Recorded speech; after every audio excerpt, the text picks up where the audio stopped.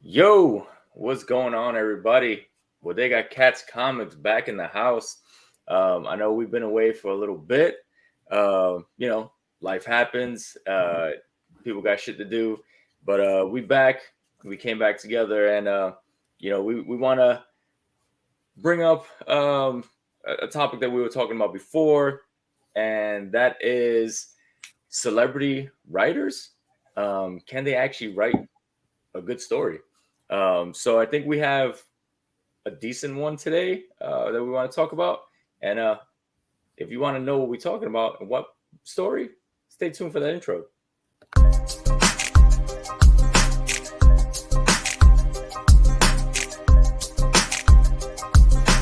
Bodega Cats Comics. Meow.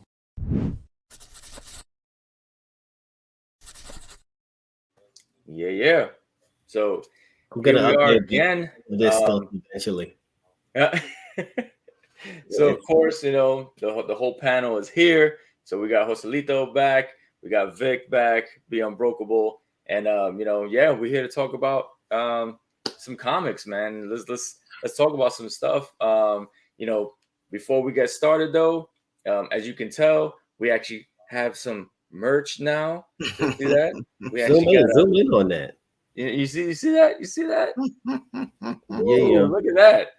So we got some merch now and stuff like that. So hey, anybody want to jump in the chat and leave some comments about the show today, and if you guys have any ideas on books that we should actually discuss, maybe you could win some stuff. Who knows?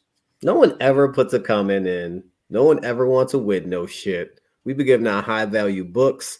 Yeah, shout out to the 2 dedicated viewers out there in YouTube land. We love you. We know who you are. We've seen you on the streets. But for everybody else, I'm sorry, we're not unboxing anything. We're not saying the price of any comic books. We're talking about books we read. Spoiler, actually, those 2 viewers are me and Carlos. So. Shit. I thought it was my wife on her phone and her laptop. Like, I was really thinking that she was just hooking me up with the views. No. Yeah. Denise got better things to do. I don't blame her. Oh, shit. Seriously. All right, so the book that we're discussing. So let's get into what we're here for, right? Yeah. Let's talk about who wrote it first, right? So we'll go over the title of the book and then we'll discuss who wrote it, right? So the title of it's a one shot, and it is called The Amazing Spider-Man: The Short Halloween. So obviously it's a play on The Long Halloween from Batman, and it's interesting because the writers are Seth Meyers from Late Night and Bill Hader, right? So 2 guys that I didn't know that they actually. There you go, 2 white guys. White guys in the bodega. We must be in Brooklyn. So didn't know that they actually collaborated and actually wrote a story. So thought it was interesting. And like I said, it's a one shot, so it's not a whole elaborate thing. It's nice condensed story in one. You kind of read it, and we'll give our opinions of what we thought these celebrity writers, if they maybe got what it takes to actually write maybe a series. I don't know. I think it'd be good. And like you said, this is the first of many. There's plenty of people out there with famous names, excluding folks like the Kevin Smiths of the world that write comic books. And we just want to travel down that. But let's bring it up. We got the first image here from the book. And I just realized this. Who the hell is Kevin McGuire?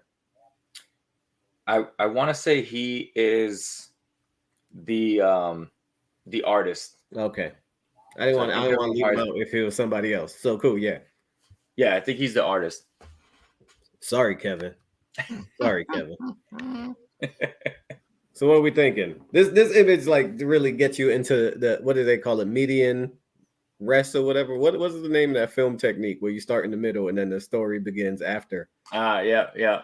As usual, Victor, you throw out stuff that I have no idea, so I don't know. Yeah, Quentin Tarantino uses that shit all the time. He'll start a movie in the middle, and it's called like median rest or something like that. And then you drop, and then you circle back to the beginning, and then and then it leads you up back to the middle where it's at, and then you go on, continue with the story. Yeah. Huh. Yep. Well, Jose, you say this was the first image you will go take. So That's the only image I would take from this issue, but yeah, I like that one. Yeah. So yeah, 2 Spideys in the garbage, but which one is the real Spider-Man? Asterisk. And then the shenanigans ensue. Yeah. So yeah, I'll jump right in. I'll take us to the next image. I numbered these so we could go through. We got 12 images to check. And this scene right here happens shortly after a bar scene where Spider-Man, who's actually in costume because it's Halloween, decides to start a fight with 2 costume folks who are actually Doc Ock and Green Goblin and like other costumes. But his homies are bringing him home, and he decides to go around the corner and puke while on the roof. Something's happening.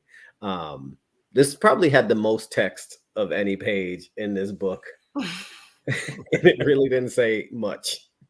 Yeah. Yeah. So, it follows this. So, I mean, if you could see that guy in the top right, left, whatever on screen. So he's kind of like this newbie, like villain, wanting to get into the game. And, obviously Spider-Man is kind of tracking him down. It's one of those things where it's easy, or maybe he felt like it's easier to be a villain during Halloween because everybody's dressed up. So maybe you can kind of disguise yourself a little bit. But yeah, he's a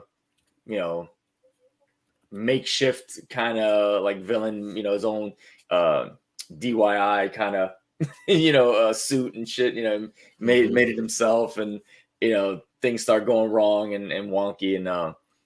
And there's, I believe, a part where he truly feels like he actually defeated Spider-Man, which is like, all right, buddy. Yeah, let's get to that. I'll get us there. So he just throws something at Spider-Man's head, and Spider-Man passes out. One hit. This dude gets hit with like everything else. In one hit to the head with a small canister of gas in it, knocked him out, and then he hits his head on the air conditioner, the railing, and then he lands on drunken human Spider-Man in his costume. There was something else that happened before this, and I don't know why I didn't take a picture of it, but Spider-Man goes, "Oh, I hate tonight of all nights. My Spidey sense keep going off." And it's like, you're fucking in New York City with a bunch of drunk people, probably 5 of the 7 nights a week, bro. Yeah, it's not just Halloween, buddy. Yeah. So the far-fetched of this, like, it just throws it out there early. And again, when you start reading it, if you don't say, "Oh, this is written by comedians," I'm not supposed to find it funny, but it's also a plot device for like later on in the book. Yeah, you can definitely tell that the story is written to not be serious, right? It's definitely almost like a parody of itself, and it's just meant to be just a goofy story. Basically, that's what it feels like as you progress through the story. So it's interesting to say the least. Yeah. And then what comes up next? What comes next?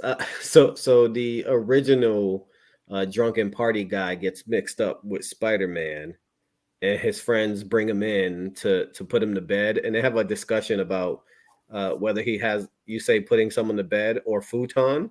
And the other guy's like, "I'm not gonna say put someone to futon." And I really like that. Apparently I did, because I memorized it. It was just this really interesting thing, because I stopped sleeping on a futon a long time ago, and I'm happy about that because my spine is happy about that. So there's that. But then his girlfriend out of nowhere is angry with him, and she shows up, and this is where the comedy starts to happen. Like, all the things start to unravel from here. Yeah. You can. I believe it gets to a point where, like, so right after this, like, his girlfriend shows up. His boys were already like, "Oh, fuck, we don't want to have to deal with this, deal with her right now while, my boy is over here passed out and stumbling from the bar to get into a fight. So they basically got kicked out because he got into the fight with the two guys that were dressed like Green Goblin and Doc Ock. So I was like, oh, great. Now we have to deal with this. So I was like, yeah, this is going to be good. I love the dialogue.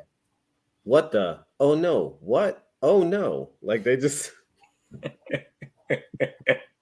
It's Cheryl. Ugh. That's how I read that. Ugh, it's Cheryl. And Cheryl looked like she owned the streets. Like she looked like she just had a really good time and like did not win at the bar. So she was going back to Ronnie. She was like, gotta go back home to this fucking loser, Ronnie. Cheryl reminds me of what was her name? From I'm dating myself now from like Happy Days, Pinky Tuscadero. I think her sister was Leather Tuscadero. That's what that is. That's funny. Jose, you have the best comments about this gang of the vicious. Oh, they're so whack. Like this, like Badger Teeth is like a knockoff of Sabretooth. And then you have Gossip Girl, whose name should be What Those Mouths Do, right? Because we find out later she has a mouth, like a living mouth on either of her shoulder blades, right? And then she has mouths like on her palm, on the insides of her palms. She actually, now that I'm thinking about it, she reminded me of the old Generation X villain Emplet, however you pronounce it. He was Monet St. Croix's sister. He had the mutant ability to like drain or suck the plasma from your bones or whatever the fuck he did. And he did that with like these mouths that were inside his palms. That's what I thought of when I saw her. Okay. Yeah, I instantly thought anime and I went straight for Parasite. Like that was the thing I went for immediately. I was, oh, she like Parasite. Yeah. But then I was like, I don't know what's happening. What do those shoulder ones do? Nothing. Like, they just talk. They agitate. Yeah. I don't know. Then you have what? Haymaker and Mr. Think. Mr. Think. Haymaker, who I saw he was clearly like a straw man, but then coming to find out he has the power to manipulate straw. That was it. He reminded me, actually, now that I think about it, he reminded me of there was that old Spider-Man villain, the Swarm, who's like made up of bees. Bees. But it's straw. Yeah, it's pretty much awful. I was excited when I saw his name. I was like, "Oh, he about to knock nobody out." he ain't knocking nobody. He's like, literally a maker of hay. That's he gonna be strong as shit. His name is Haymaker. No, I'll tell you what though, he might win against a fight against Magneto. Yeah, right.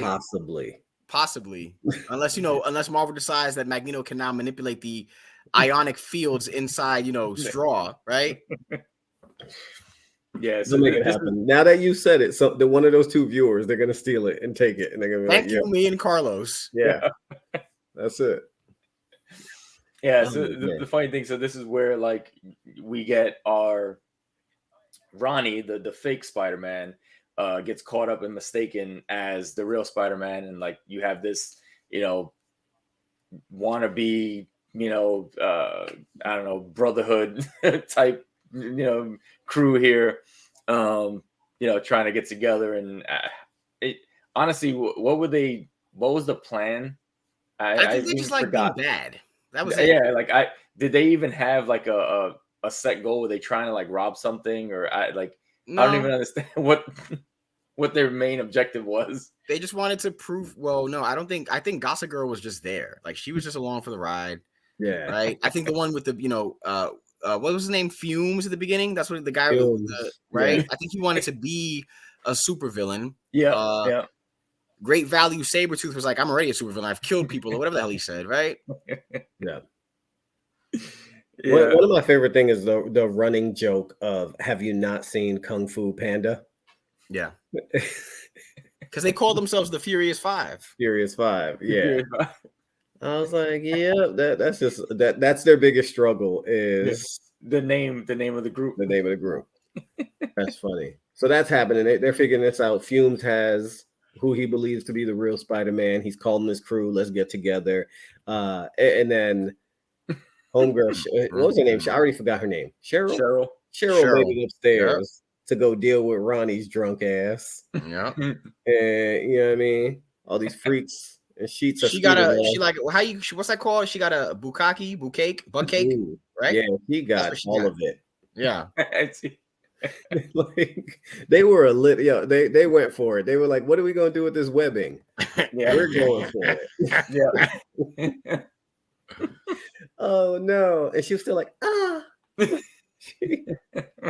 What the? This is the thing I always struggle with. I see these films and I read these books, and I need to know the velocity at which this webbing comes out because her neck should have snapped. Like, I don't know. Sometimes like the webbing be pushing people across. Well, you know what? I thought something similar last weekend because I watched a couple episodes of the series Invincible, and there was that one scene where like the Flash archetype, whatever, I think his name was Red Racer. He's like speeding and carrying people, and every single one of them just like vomited, right? Yeah, because he was like he's going so fast, like right. It's like, oh, that's the practicality of like carrying people at high velocity speeds, right? They get seasick or car sick or Flash sick, right? Yeah, no, I'm pretty sure this webbing should have at least knocked her out. something from that distance, because it has to have some kind of the exit force of that shit when he shoots his webs. I know he can somehow. It all depends on how much he presses on it or some stupid shit like that. But come on, man! Like the only conclusion logically is that Cheryl, this is her first time at the rodeo, so she can withstand some force. Yeah,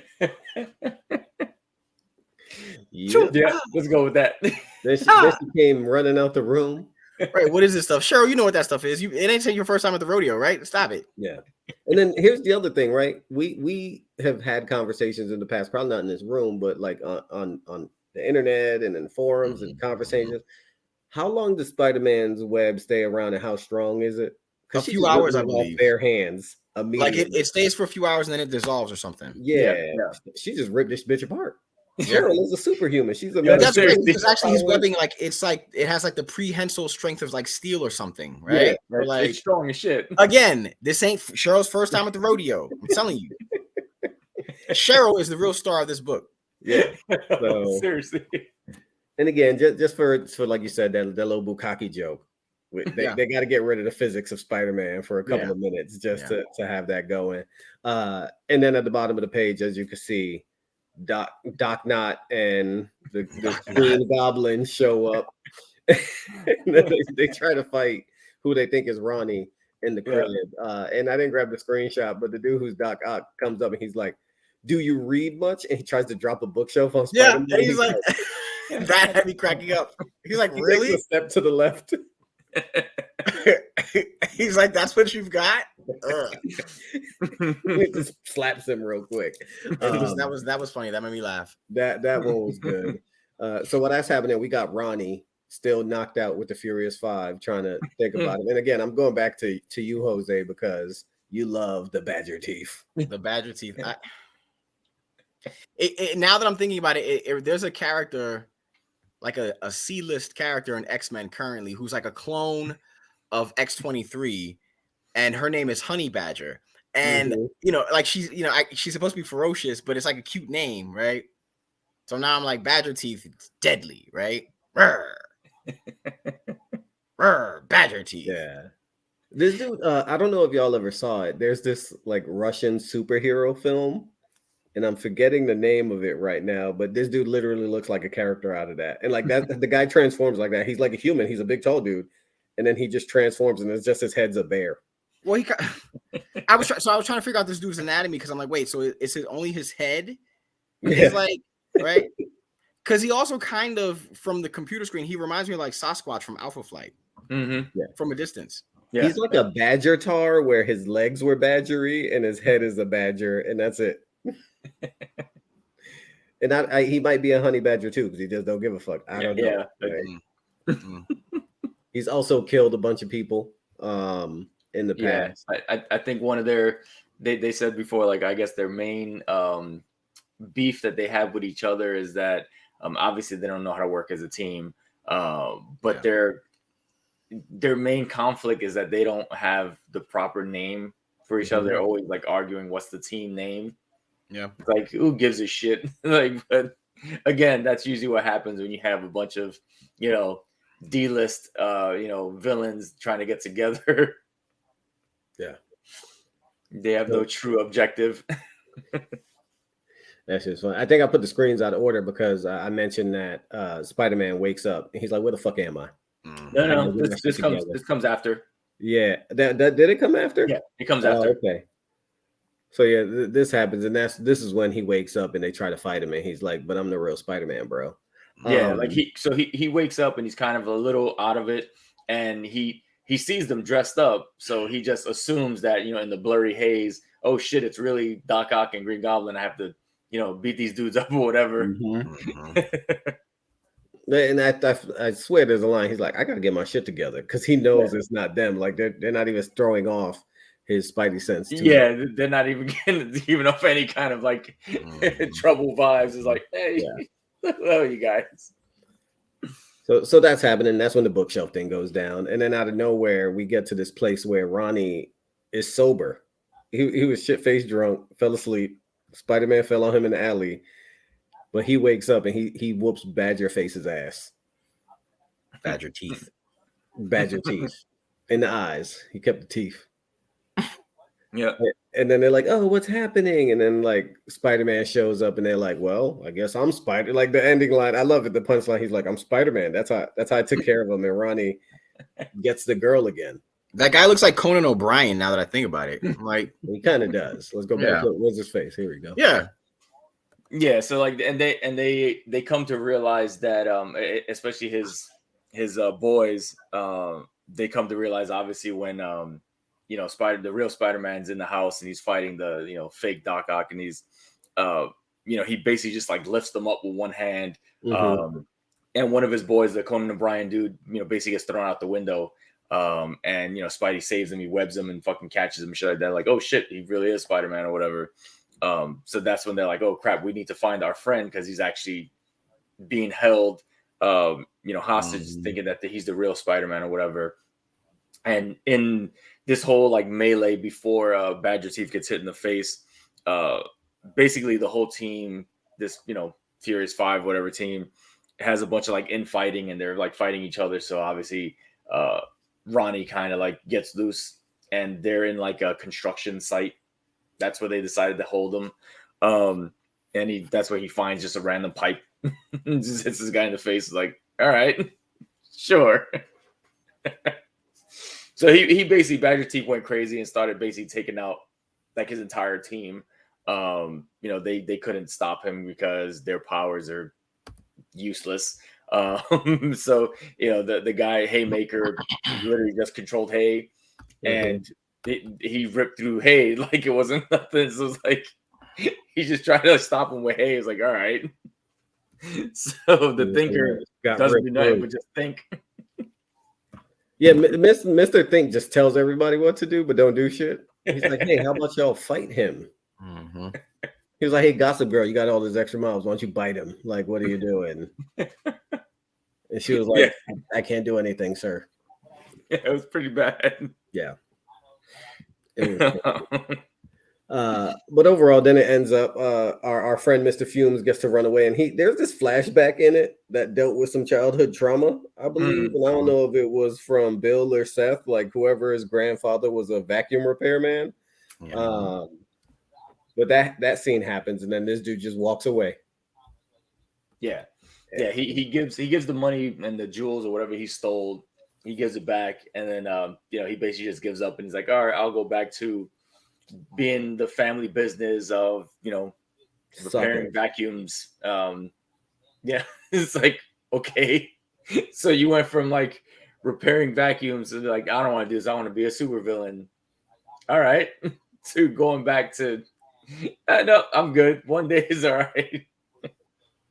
One of the fun things in the flashback that is like so true, but people would never believe it, is like the kid's father or grandfather says, you can do things that no other vacuum repair man can ever do. And he's like, that's not the life I want to live. Like, you have a niche that you can follow, so just do it because no one else wants to. It's like when people were like, "You're really good with plumbing," and someone's like, "I don't want to be a plumber. I want to be a photographer." And it's like, bro, plumbing is gonna bring you like $200,000 a year just going to somebody's house and changing 2 screws. Like, think about it. Yeah, yeah. That scene right there. Oh shit! Hold on. Let's get this out of That's here. the Let's zoom flashback. in on you. Yeah. I can't highlight you. There we go. So there's the flashback of him telling them that you can be the greatest repairman ever. My God. Yeah. So it was pretty bad. It Was just like a one-off panel kind of flashback, like, hey, okay. Yeah, it definitely ends very abruptly. He's like, okay, yeah, this guy's all right. He's back in the straight and narrow, and he's gonna go back to doing this, and all right, that was it. He gave back the jewels, and we're good. And now suddenly Halloween is his favorite holiday for Spider-Man. Like, get the fuck out of here. Best Halloween ever. Whatever. Yeah. So overall, it's a one shot. It's a play on another book, as you mentioned. Hmm. What do y'all think? Celebrities writing comics, comedians writing comics. How'd they do? I didn't dislike it. I am glad that I could just download it and not pay for it. I also know, like, if I had seen the solicitations for this as a one shot, I wouldn't have picked it up. Yeah. I just wouldn't have. Maybe if I was like a fan of Seth Meyers, which I have nothing against him at all, but maybe if I was like, oh yeah, I gotta see what he wrote, I'd be like, oh yeah, I'd be interested to check it out. I wouldn't have been interested in checking it out.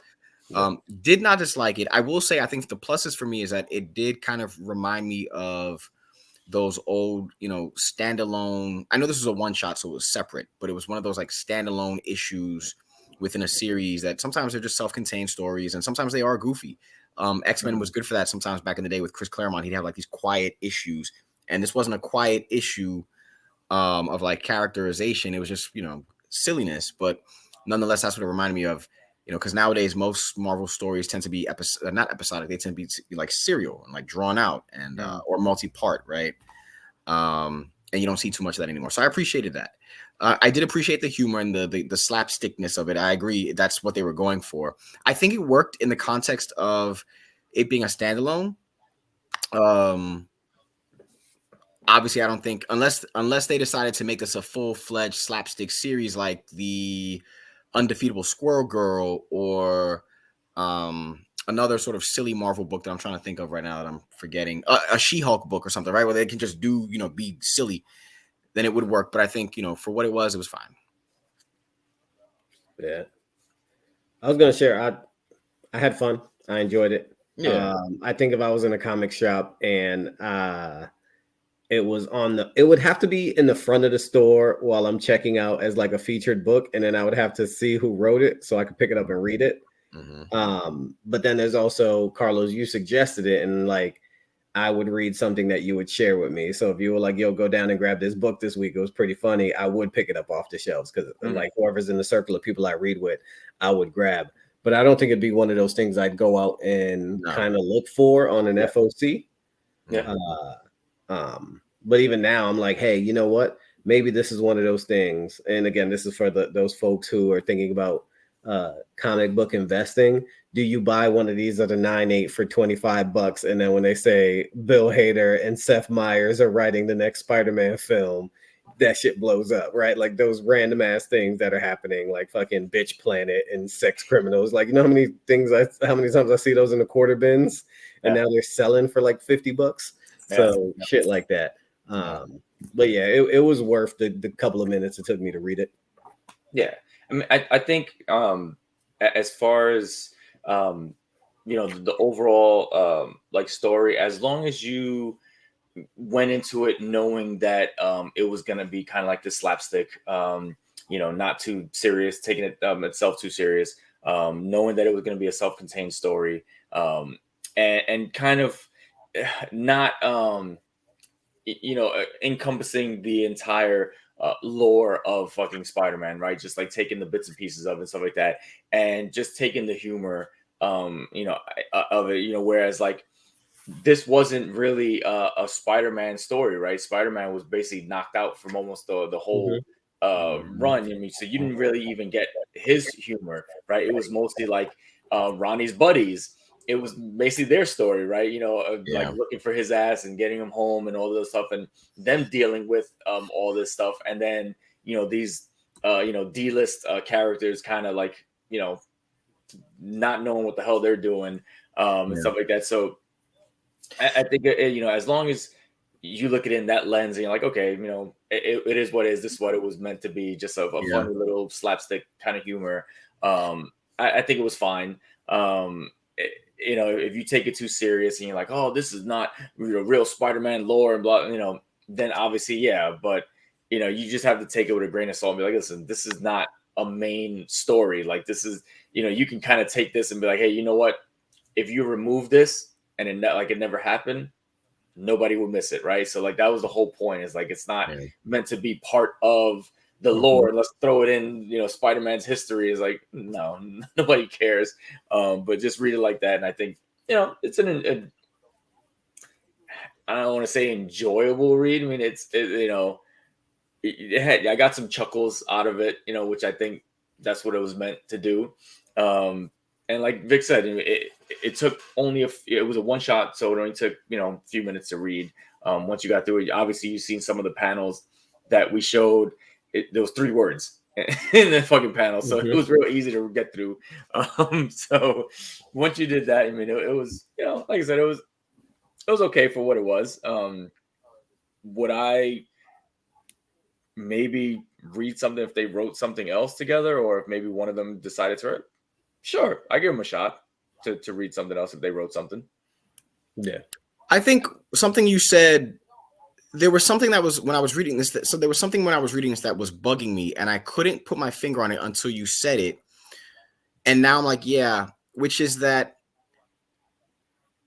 you said that Spider-Man, the real Spider-Man, was absent for most of the issue, and I think it's risky because you see this sometimes as a device in storytelling, where sometimes the main character, the traditional character, he or she is or they are sidelined, and the story focuses on other folks.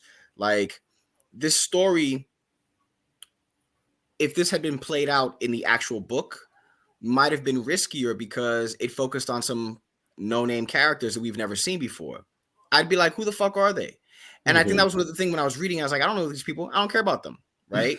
I got chuckles out of them, but I wasn't really invested in them. Now, had Spider-Man been sidelined and the focus was on MJ and his friends, I might be more like, oh, what's going on? Like it's nice to see them front and center, right? It's almost like I've been watching reruns of Buffy the Vampire Slayer, right? And there have been episodes where Buffy was sidelined. And the focus was on like Xander or Willow, and these are characters we care about, right? They aren't like random Haymaker and whatever, right?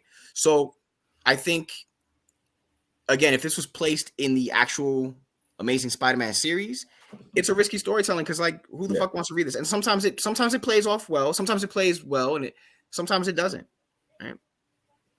But I think that's what was nagging at me, and I couldn't put my finger on it until you said that. Yeah, you just said that, and I could imagine a standalone episode where Spider-Man's gone, similar to that Xander episode, and then when he gets back, everybody's like, oh, we weren't even thinking about you the whole time. But that whole episode, Xander's gone on his own, like sideline, becoming. Yeah, he has this whole mission with these zombies, right? Yeah. And they're trying to prevent an apocalypse, and he's like actually trying to prevent a bombing, right? And dealing with zombies, and he's the focus, and he wasn't even missed. Yeah, but they turned around in the library. They were like, "Oh, you were here the whole time, or what? Like, where were you?" But it's a character that we know, right? And there's some investment there. Whereas, like, you got these characters we've never heard of before, never seen them. And sometimes in storytelling, like in X-Men or Spider-Man, they've done that and it's worked. And sometimes it doesn't because like, I don't care about these characters. I don't even know who they are. So that's real. So we'd read it. We wouldn't read it thumbs up, thumbs down. We kind of like went around. We'd read it, right? Yeah, we read it because we said we read it. Yeah, I read it. I mean, I'd recommend it to somebody if you just want a chuckle, if you want to read something that's not too serious and not something where it's like, oh, I need to read 8 other issues of something else in order to know what the hell is going on, right? Yeah. You know, if it's something just like I said, it's a nice one shot. You read it, Wow. it's done.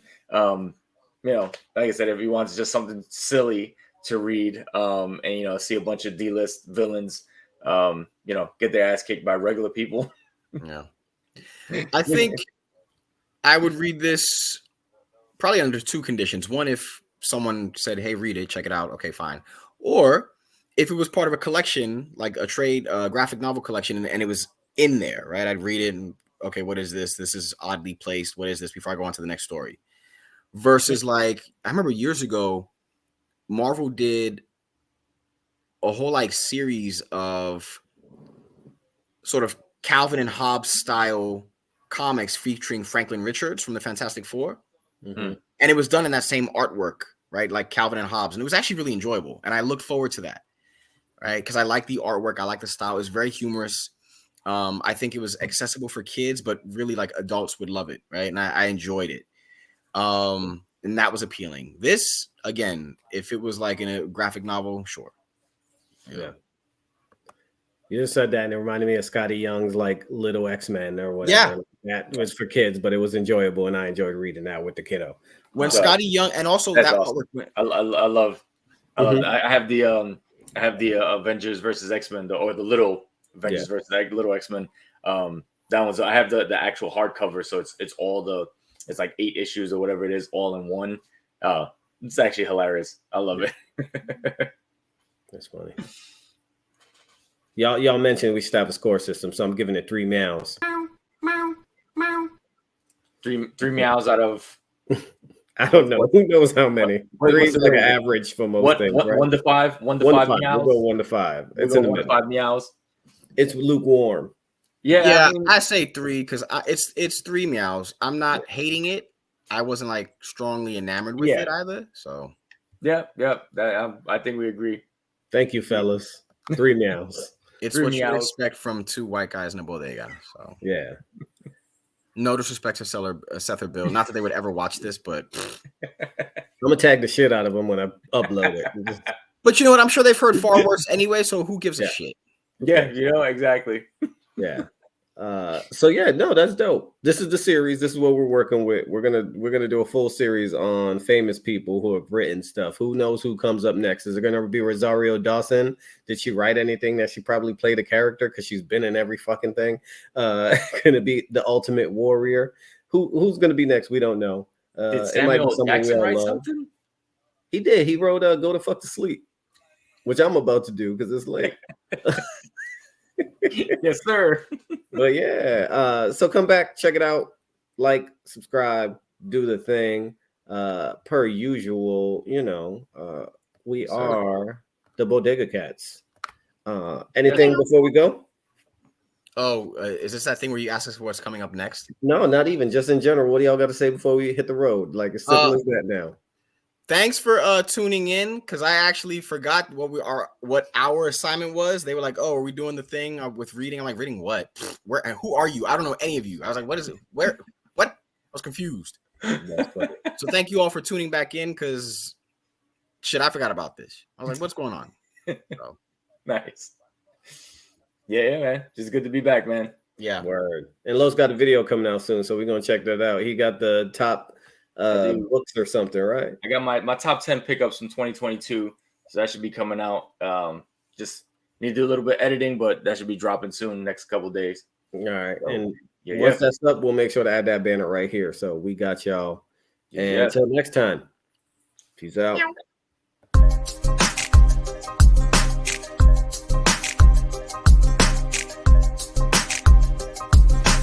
Bodega Cats Comics.